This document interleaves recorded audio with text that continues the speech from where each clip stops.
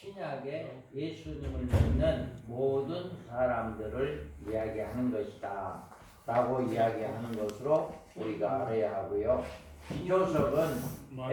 기초석에 대해서는 잘 설명을 해주고 있는데 19절에서 20절에 설명을 해줍니다.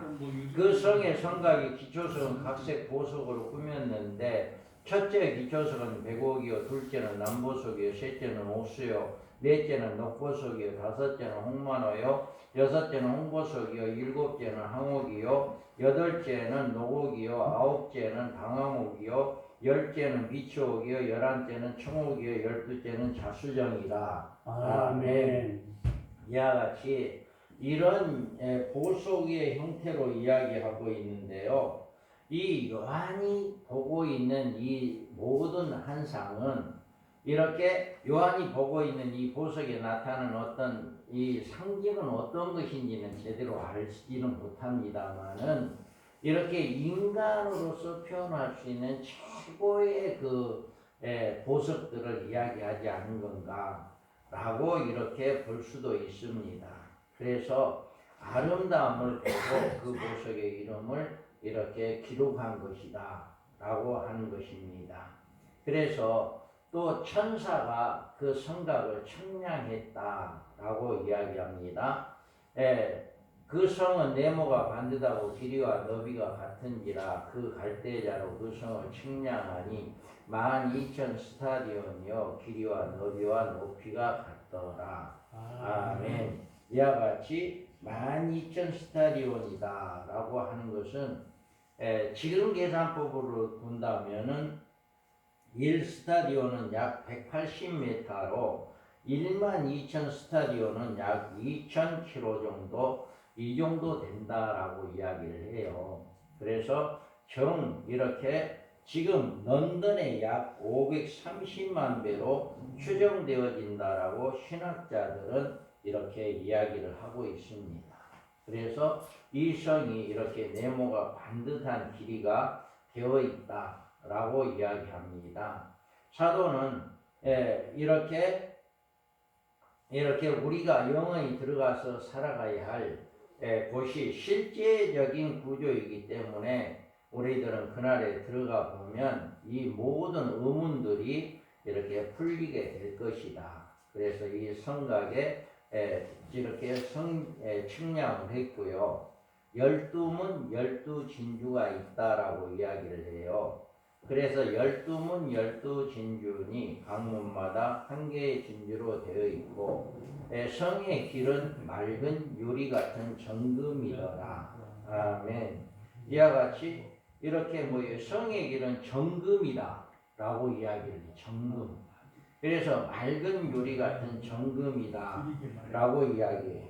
그래서 우리는 이것이 맑은 유리 같은 정금이 어떤 것인지는 잘 알지 못하지만 이렇게 유리알처럼 투명하고 광채가 번쩍이는 순결한 금이라면 그 금의 아름다움은 이루 말할 수가 없을 것이다. 그래서 우리가 그걸 황금에 이렇게 정금 같은 유리 같은 정금으로 그곳이 놓여져 있다라고 이야기하고 있습니다. 그래서 우리는 이와 같이 앞으로 영원히 들어갈 새하늘과 새 땅은 이 들어갈 자격이 우리가 아까도 이야기했습니다마는 이기는 자가 들어간다라고 하는 것입니다. 그리고 만국이 여기에서 보면 이기는 자는 이것을 상속을 받으리라. 나는 그의 하나님이 되고 그는 내 아들이 되리라. 아멘. 이와 같이 이기는 자가 들어가고요. 만국이 그 빛 가운데로 들어간다. 24절에 보면 만국이 그 빛 가운데로 다니고 땅의 왕들이 자기 영광을 가지고 그리로 들어가리라. 아멘. 이와 같이 만국이 모든 백성들이 이렇게 들어가고 땅의 왕들이 자기 영광을 가지고 들어간다 라고 이야기합니다. 이 첫째 부활에 참여한 자들이 복이 있고 거룩하도다. 둘째 사망이 그들을 다스리는 권세가 없고 도리어 그들이 하나님과 그리스도의 제사장이 되어 천년 동안 그리스도와 더불어 왕노릇 하리라. 아멘. 야가 이 땅의 왕들 자기의 영광을 가지고 들어간다. 이 땅의 왕이라고 하는 것은 그 당시의 왕은 첫째 부활자들밖에 없습니다. 모든 전 세계 모든 것이 다 없어지기 때문에 여기에서 왕들이라고 하는 것은 첫째 부활자들밖에 없어요. 그래서 천년왕국에서 이렇게 왕권을 가지고 있는 자들은 첫째 부활자들이기 때문에 바로 이렇게 천년왕국에서 왕노릇하는 첫째 부활자들이 이곳에도 왕권을 가지고 그리로 들어가게 된다. 그 다음에 우리가 어린 양의 생명책에 기록된 자들이 들어간다라고 이야기를 하고 있습니다.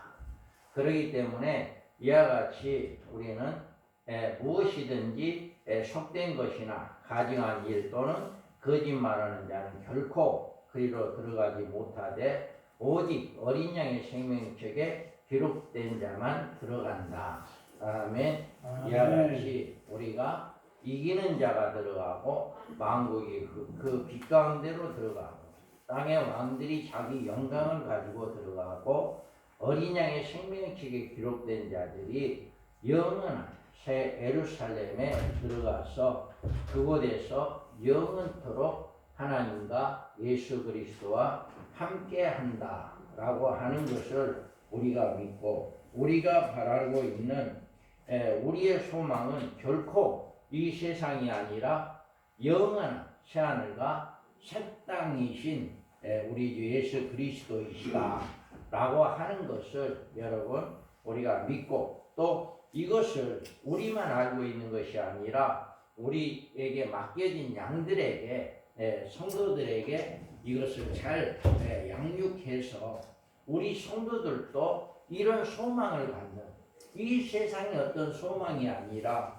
영원한 우리의 본향인 우리 영원한 표대가 되어지는 새하늘과 새 땅을 소망을 두게 하는 그런 성도들이 될 수 있도록 우리가 잘 가르쳐야 한다라고 하는 것을 우리가 잘 알고 우리는 이렇게 그곳에 가서 우리는 아들들이 아닌 왕노릇하는 첫째 부활자 순교자들로 우리가 쓰임받는 우리 모두가 되기를 주님의 이름으로 축원합니다. 아멘. 자, 우리가 21장에서는 이렇게 새 예루살렘에 대해서 말씀을 했고요. 22장은 이어서 이렇게 나오는 이야기거든요. 그래서 22장은 21장이 계속이고 계시록의 전체 결론이기도 합니다.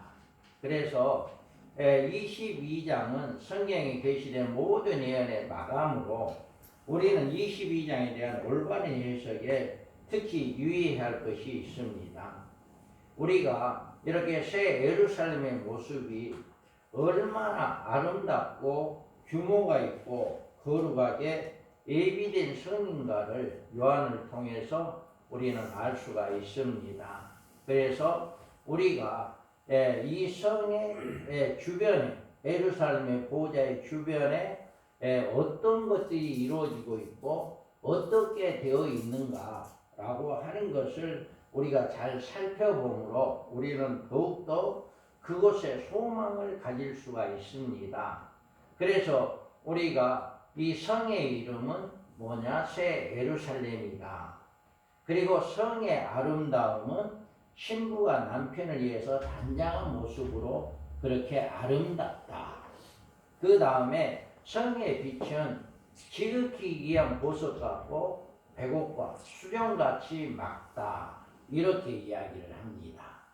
그 다음에 성의 제로는 맑은 유리 같은 정금으로 형성되어 있다 라고 이야기하고요. 성의 울타리는 그 기초석이 12가지 보석으로 되어 있다. 그리고 성의 문은 문마다 하나의 진주로 된 문이 구성되어 있고 성의 길은 맑은 유리 같은 정금으로 깔려 있다. 그 다음에 길 가운데로 흐르는 생명수의 강이 있다 라고 이야기합니다. 21장과 22장에 계시되는 천국의 계시에서는 바다의 모습을 찾아볼 수가 없습니다. 그 대신 수정같이 맑은 생명수의 강이 등장하고 있습니다. 그래서 이 강물에 대해서는 수정같이 맑다라고 이야기를 해요. 공해가 전혀 없을 뿐만 아니라 그곳에는 신선하고 지극히 거룩한 곳이기 때문에 깨끗하지 아니한 것, 맑지 아니한 물, 거룩하지 않는 곳이 상상할 수가 없는 것입니다. 그래서 이거는 정말 맑은 수정 같은 맑은 물, 이렇게 생명수의 강이 흐르고 있다라고 이야기합니다. 이 강은 생명수 강이라고 부르는 이유는 새 예루살렘에 속한 모든 것은 영원한 생명을 상징하고 있기 때문에 이렇게 불러진다. 예를 들어서 이 생명수의 강이라고 해서 이 물을 마신 자가 영생을 얻는 것이 아니다라고 하는 것을 우리는 알아야 합니다. 그래서 우리는 영생을 얻는 것은 예수 그리스도를 믿음으로 말미암아 영생을 얻게 되는 것이지, 이곳에서 생명수의 물을 먹음으로 말미암아 영생을 얻게 되어진다, 이것이 아니다 라고 하는 것을 우리가 알아야 하고요. 그 다음에 강 좌우에 있는 생명나무 가시를 우리가 먹는다 라고 이야기해요. 이곳에서 말해주는 생명나무 역시 우리는 실과를 맺는 하나님의 아름다운 가위를 의미하는 것으로, 생명수의 강이나 마찬가지로 이 열매를 먹어야만 영생을 얻는다 라고 하는 것이 아니다. 이미 우리는 영생을 얻은 자만이 이 하나님 나라 새 예루살렘에 들어가기 때문에 우리는 이 생명수의 강이나 이 열매를 먹는 것이 자가 아니다라고 하는 거예요. 그리고 이 달마다 열매를 맺는다라고 했거든요. 이 생명나무 가실이 이 달마다 열매를 맺는다는 이야기는 우리가 이야기하는 것처럼 뭐예요? 달마다 이렇게 별을 하면 수확을 하고 또 자라서 또 수확하고 이것을 이야기하는 것이 아니라, 여기서 달마다 열매를 맺는다고 하는 건 그것은 계속해서 따먹어도 또 열리고 따먹어도 열리는, 계속해서 열린다라고 하는 것을 의미하는 것이다. 그래서 지금 우리가 달마다 수확이 이걸 심어서 한 번 또 심어내고 또 심고 심어내고 이런 의미가 아니라 계속해서 열매를 먹게 되어지는 것을, 이런 것을 이야기하고 있다. 그래서 우리는 또 이곳에는요, 밤이 없고 등불과 햇빛이 쓸 데가 없다, 이렇게 이야기해요. 우리가 조금 전에도 전 시간에 이야기했지만, 우리 이곳에는 햇빛이나 어떤 달빛이나 세상의 어떤 빛이 필요가 없죠. 왜 그럴까요? 하나님의 빛이 그곳에 비치기 때문에, 하나님의 영광이 그곳에 비치기 때문에 이렇게 밤이 없고 등불이 햇빛이 쓸 데가 없는 이런 곳이 바로 우리가 영원히 가서 살아가야 하는 영원한 본향이다 라고 하는 것을 이렇게 이야기해 주고 있습니다. 그 다음에 천사를 요한에게 보내신 목적이 있어요. 6절에 보면 또 그가 내게 말하기를 이 말은 신실하고 참된지라 곧 선지자들의 영의 하나님이 그의 종들에게 결코 속히 될 일을 보이시려고 그의 천사를 보내셨도다. 보라, 내가 속히 오리니 이 책의 예언의 말씀을 지키는 자가 복이 있으리라 하시더라. 아멘. 이와 같이 결코 속히 될 일을 보이려고 그 천사를 보냈다라고 이야기하고 있고, 내가 속히 온다라고 이야기를 하고 있습니다. 바로 이와 같이 우리 주님이 이와 같이 마지막에 속히 오고, 이 말은 신실하고 참된 말씀이다 라고 이야기를 하고 있습니다. 그래서 그 종들에게 결코 속히 될 일을 보이시고 이 책의 예언의 말씀을 지키는 자가 복이 있다라고 이렇게 말씀을 하고 있습니다. 그래서 이 말은 신실하고 참된 말씀이다.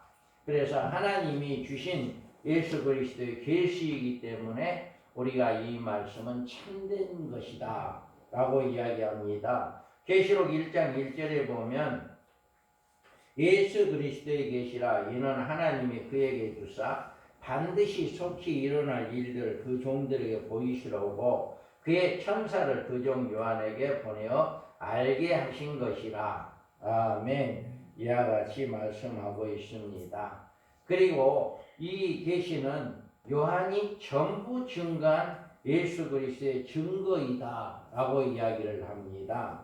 1장, 계시록 1장 2절에 보면 요한은 하나님의 말씀과 예수 그리스도의 증거고 자기가 본 것을 다 증언하였느니라. 아멘. 이와 같이 요한이 본 것, 들은 것, 모든 것을 하나도 빼놓지 않고 다 기록했다 라고 이야기하고 있어요. 그래서 이 예언의 말씀은 결코 속히 되어질 일들을 이렇게 보여지고 있다.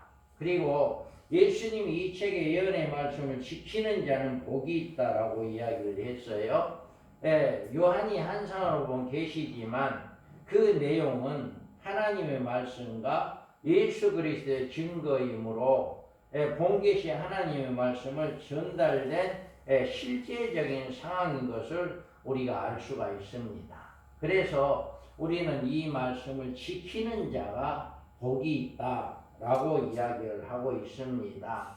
아시아 7교회에게 책망의 말씀을, 권고의 말씀을 지켜 이기는 자가 되어야 하는 것처럼 우리도 마지막 때 짐승과 적그리스도 음력의 모든 그 교훈, 모든 어떠한 것에서 미혹당하지 아니하고 우리가 늘 말씀대로만 순종하는 말씀에 입각하여 우리가 살아가는 그런 자가 되어야만이 우리가 이렇게 천사를 요한에게 보내신 목적이다 라고 하는 것입니다. 그래서 우리는 결코 그 종들이 결코 속히 될 일을 보이려고 천사를 보냈고 이 예언의 말씀을 지키는 자가 복이 있다 하였으므로 우리 회원들은 다 꼭 이 말씀을 지켜 행하는 모두가 되기를 원합니다.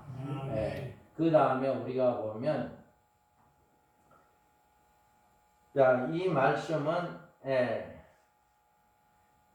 임봉하지 말라라고 이야기했어요. 또 내게 말하되 이 책의 예언의 말씀을 임봉하지 말라 때가 가까우니라.